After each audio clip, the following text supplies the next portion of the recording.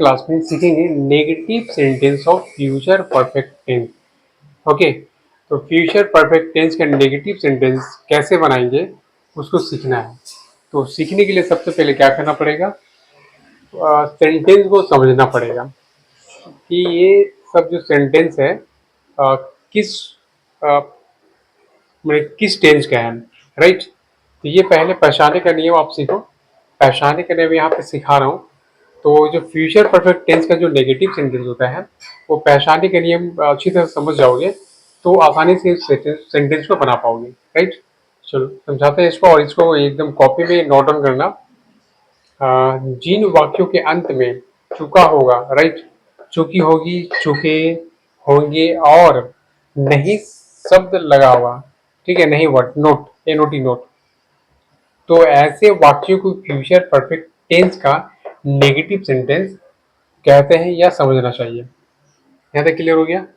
Next आगे लिखो, जैसे एग्जाम्पल में बता रहा हूँ, जैसे वह नहीं जा चुका होगा।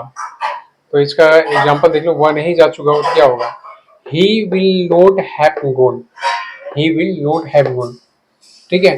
ये कैसे बना है, यदि आता है तो अच्छी बात है, नहीं आता है तो मैं जो पढ़ा रहा हूँ उसको ध्यान से पढ़ना और उसको नोट डाउन कर लेना। हम लोग नहीं खा चुके होंगे, ठीक है, हम लोग नहीं खा चुके होंगे तो क्या होगा इसका, we shall not have eaten, right, we shall not have eaten. Clear हो गया यहाँ तक। राजा स्कूल नहीं जा चुका होगा तो Raja will not have gone to school, ठीक है। तो ये सब ऐसे जो वाक्य में लगा रहता है, तो इससे आपको समझ जाना है कि ये फ्यूचर परफेक्ट टेंस का नेगेटिव सेंटेंस है। और यदि नहीं शब्द ये जो लगा है तो नेगेटिव सेंटेंस हो गया। क्लियर। अब इसको बनाना कैसे है, चलो आगे बढ़ते हैं बनाने के लिए हमें। तो इसको नोट डाउन करना एकदम कॉपी में, कॉपी पेन लेके रेडी रखो इसको, ठीक है। फ्यूचर बनाने का नियम, तो फ्यूचर परफेक्ट टेंस का नेगेटिव सेंटेंस बनाते समय इसके लिखते जाओ कॉपी में। बनाते समय सबसे पहले कर्ता, he she name it they you names, names मतलब एक से ज्यादा ना, ठीक है। तो को पहले बैठाते हैं वक्त, ठीक है, पहले बैठाते हैं। इसके बाद विल नॉट हैव को बैठाकर, विल नॉट हैव बैठाओ।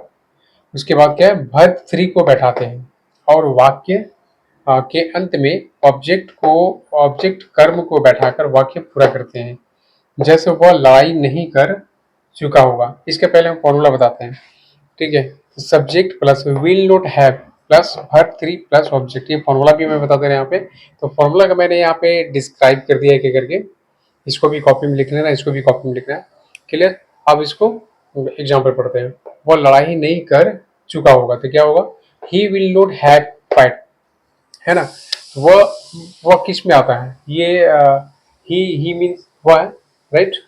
तो वह सब्जेक्ट हो गया, विल नॉट हैव, इसके बाद विल नॉट हैव लग गया, फिर फाइट, वर्ब थ्री, इसमें ऑब्जेक्ट नहीं है, ओनली फाइट है, ठीक है। ओनली फाइट मैंने वर्ब थ्री लगा दिया, इसमें ऑब्जेक्ट नहीं आ रहा है। नेक्स्ट आगे, राजा पढ़ाई नहीं कर चुका होगा तो Raja will not have read, okay, ये रीड है, रीड,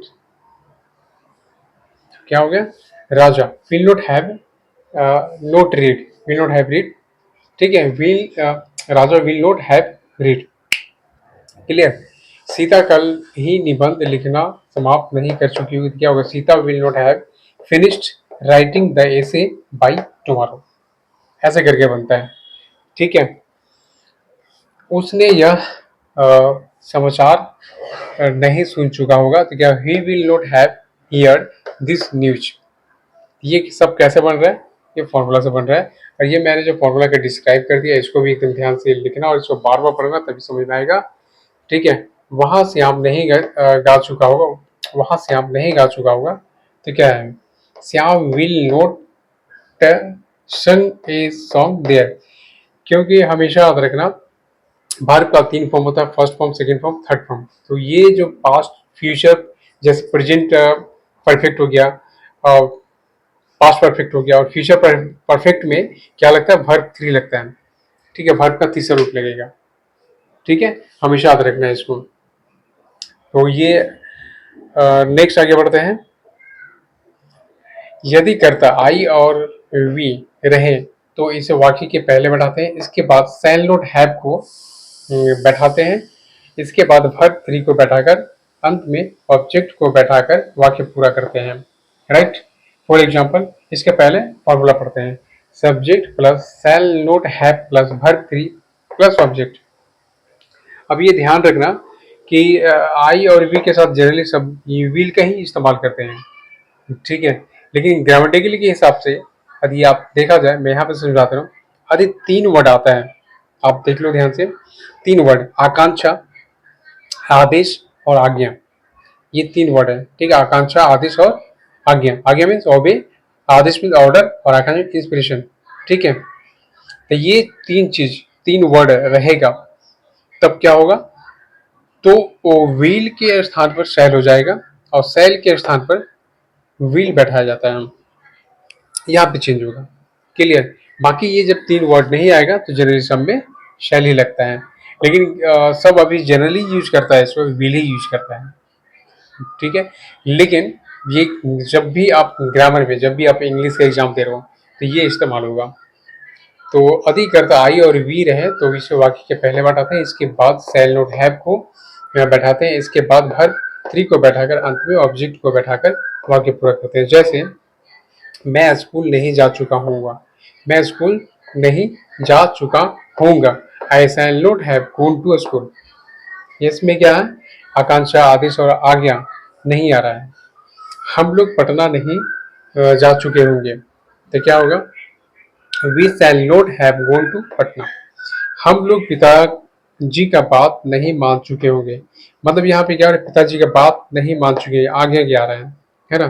तो जब आज्ञा यहाँ पे इस्तेमाल हो रहा है आज्ञा का, तो क्या होगा, we will not have obey our father.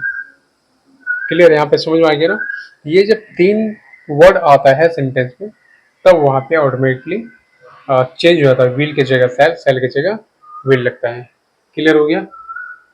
चलो इसको कॉपी में नोट डाउन कर लेना है और उसको बार बार पढ़ते रहना है और प्रैक्टिस करना है, तो एकदम क्लियर हो जाएगा। नहीं तो क्या होगा, फिर से माइंड में निकल जाएगा इसको, माइंड से, ठीक है। वीडियो को लाइक कर देना, सब्सक्राइब कर देना, चैनल को शेयर कर देना।